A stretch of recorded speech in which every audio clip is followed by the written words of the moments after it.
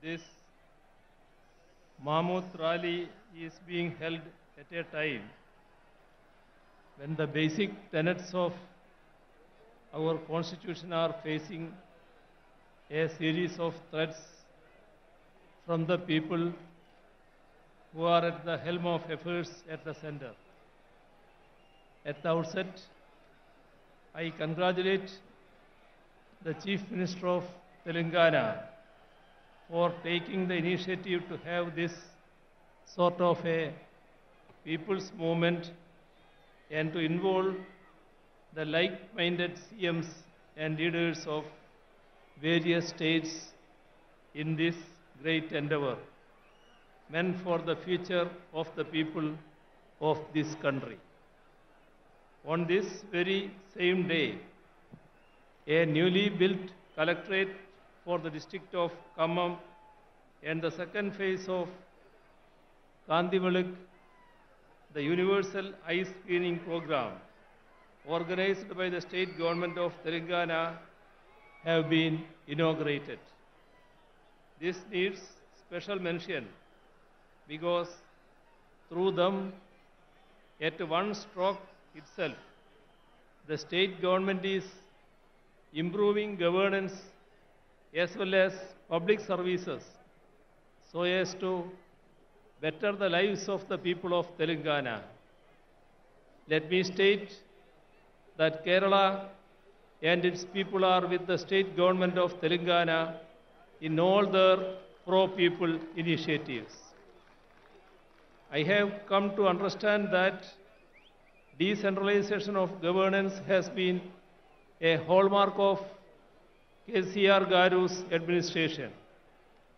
During the tenure of his government, collectorates have become state-of-the-art integrated district office complexes. All district departments are co-located in them for the convenience of people. And as far as the Kandivalak program goes, no such mass eye testing program has been conducted in the history of our country. Kandivalak means light for the eyes, or a torchlight showing the path. Today, with this public meeting, we are showing the path forward for the nation. It is a matter of great pride to once again be here in Telangana, the land of people's struggles. It is the heroic struggle of the peasants of Telangana in the late 1940s, which placed the issue of land reforms on the agenda of the country. Several such people's struggles taking up diverse issues were waged as part of our glorious national movement. It is subsequent to centuries-long such struggles that our country won its freedom from the colonizers. However, today we have a peculiar situation in which a political formation that was not part of our national freedom struggle is in power in the country. The followers of those who tendered unconditional apologies to the colonizers and promised to serve the imperial crown are at the helm of affairs today. They have been and remain antagonistic to the values of our anti-colonial struggle. Ideas such as secularism, democracy, federal structure, social justice, and equality were championed through it, and subsequently they were included in India's constitution so as to uphold the values championed by our freedom struggle. Since those in power now were not part of our collective struggles then, they do not know the values on which India has been built as a sovereign democratic republic. So, they seek to alter the basic structures on which our modern nation has been built, even as they call for celebrations such as Azadi Ka Amrit Mahotsav, to commemorate the 75th anniversary of India's independence. Amidst the glam and glitter of these celebrations, they seek to undo the very foundations of our country, our democracy, and our constitution.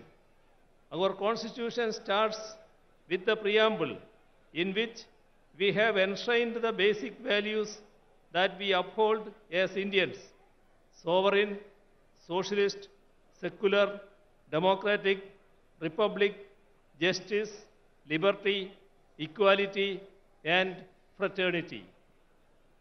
By signing various international defense agreements, they go against the concept of sovereignty.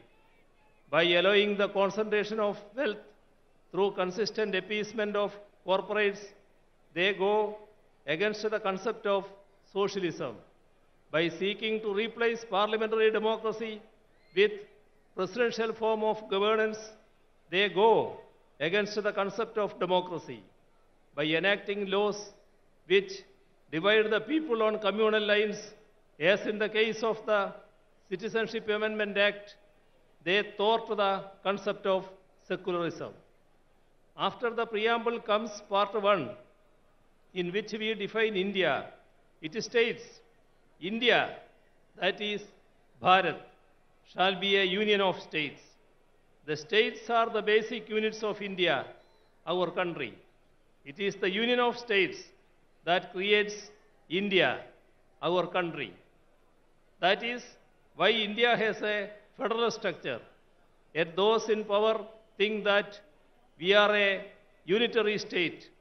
We need to remember that their predecessors had promised to declare India as a unitary state in their manifesto published in the run-up to the 4th general election held in India in 1967. The Union government is consciously trying to destroy the country's federal structure. Repeatedly, laws are being enacted by the Parliament on subjects in the state list in the Constitution, be it law and order, agriculture, cooperation, power, or so on. Bills that infringe upon the rights of the states are being enacted into laws, even without seeking the opinion of state governments. Even while entering into international agreements that affect the states, the Union government does not inform state governments, let alone seek their consent. Slogans such as "One Nation, One Tax," "One Nation, One Uniform," "One Nation, One Election" are all attacks on federal structure. When states try to mobilize resources through additional alternative sources, the Union intervenes and sabotages such moves. On the one hand, the right to avail loan is curbed, and on the other, the additional resources are sealed. Along with this, the funds that are made available to the state by the Constitution too are denied. Such attacks are most acute in the states that are ruled by governments that are opposed to the BJP-RSS combine ruling the Union. We are seeing it in Telangana as well as in Kerala. Attacks against the states' rights and powers are being carried out even by politically misusing the office of governor. Widespread efforts are on to take control of the higher education sector through the governors in their capacity as chancellors. Assent to legislations that have been enacted by the state legislatures are being withheld. Such affronts on the supremacy of state legislatures weaken not just our federal structure, but even our democracy too. Democracy should be protected if the values that we fought for are to be secured. We do not have any option but to resist these moves more unitedly. The weakening of our parliamentary democracy is evident in the way in which our parliamentary norms and precedents are being bulldozed. Bills are being passed without adequate discussions or calling for division in the parliament, and this weakens our parliamentary democracy. All ethics and norms of democracy are being violated. Governments that have come to power in the states by winning a majority in the assembly elections are being toppled through horse trading. Such unethical efforts to form governments in the states weaken the very foundations of our democracy, which is based on a multi-party system. Such a multi-party system is essential if we are to preserve and promote our diversities while remaining united as one.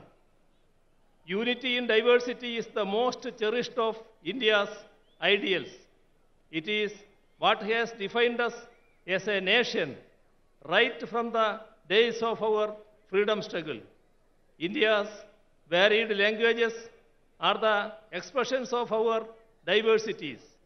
Our mother tongues are part of our cultural identities.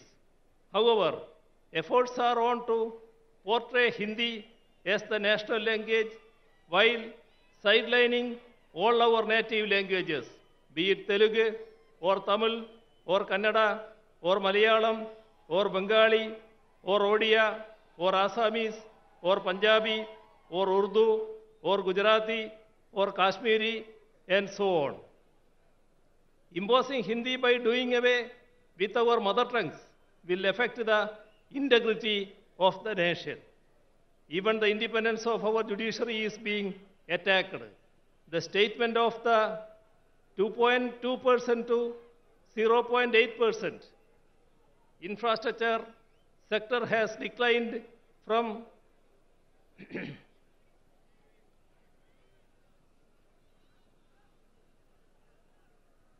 the statement of the law minister to the effect that the union government should have a decisive say in the appointment of judges goes to prove that the BJP government is hell-bent on destroying judicial autonomy and to subvert the judiciary into a nominated body of the union government.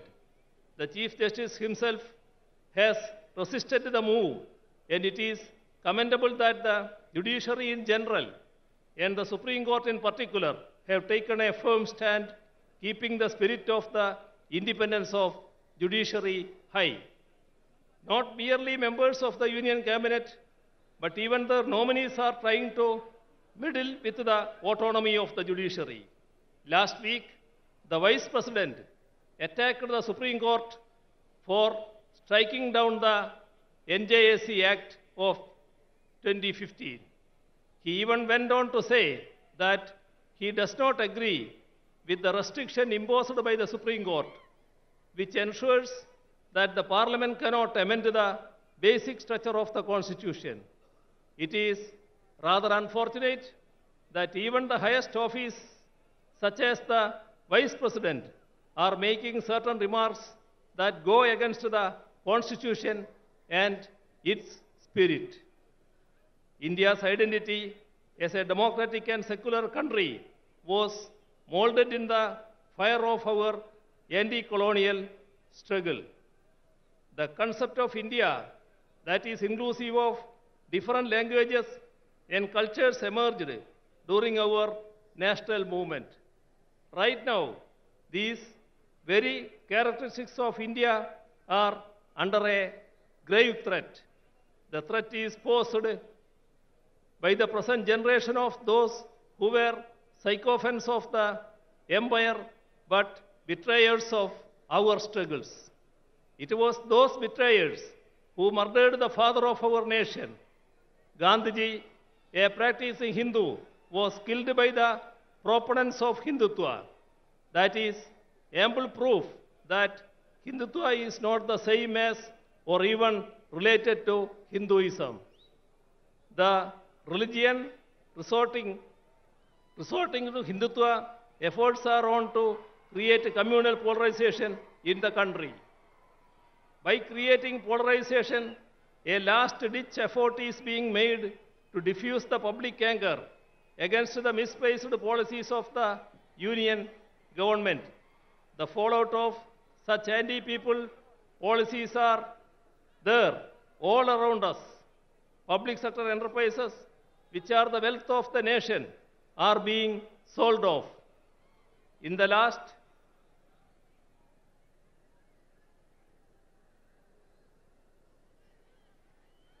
last budget alone, rupees 65,000 crores was sought to be raised through their sale.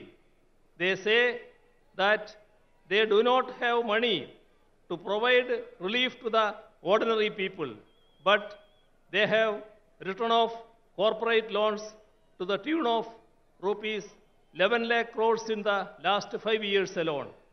This amount would have sufficed to ensure food security to the entire people of the nation. The MGNREGS envisaged by the left as a scheme to aid the rural population in their distress is being scuttled. Allocation for it and work days are under it are repeatedly being cut down. The country's development is in doldrums. Figures denote that DGP growth has declined from 7.4% to 4.7%. Industrial growth has plummeted from 2.2% to 0.8%. Infrastructure sector has declined from 19.4% to 9.8%. With regard to foreign exchange reserves too, the country is headed for trouble.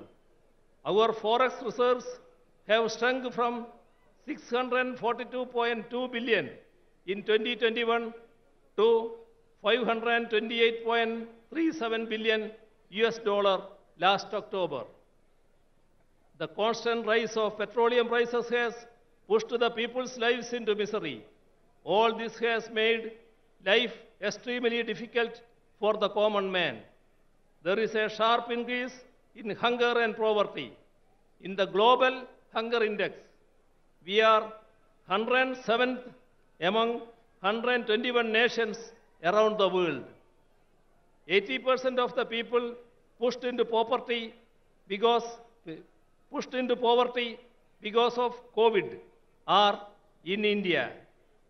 Imposition of GST on essential articles has spiked price rise.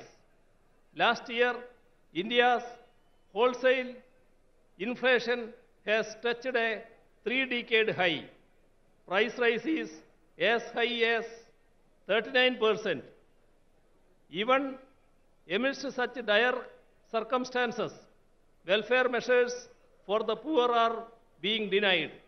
Atrocities are being committed against minorities, women, SCs, and STs.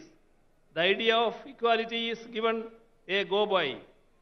Laws such as CAA, which seeks to alter our secular polity into a religious state, are being introduced. The main issues of the ordinary and the poor are related to their livelihoods. To create better living conditions, we need to forge the unity of the ordinary and the poor. People's unity has to emerge against the communal agenda that seeks to divide us. It is our duty to resist the backward march of our nation. As far as Kerala goes, we are resisting both communalism and neoliberalism, which are pushing our people into miseries. We are ensuring development and welfare in a communal tension-free atmosphere so that our people can enjoy the fruits of progress and lead peaceful lives. I hope that today in Khammam, the land of people's resistances, we will have the beginning of a new resistance, a resistance to secure the ideals that we fought for in our freedom struggle, a resistance to protect our secularism, our democracy, our constitution, and thereby our nation. I conclude by once again extending greetings to all of you gathered here. Thank you. ధన్యవాదాలు.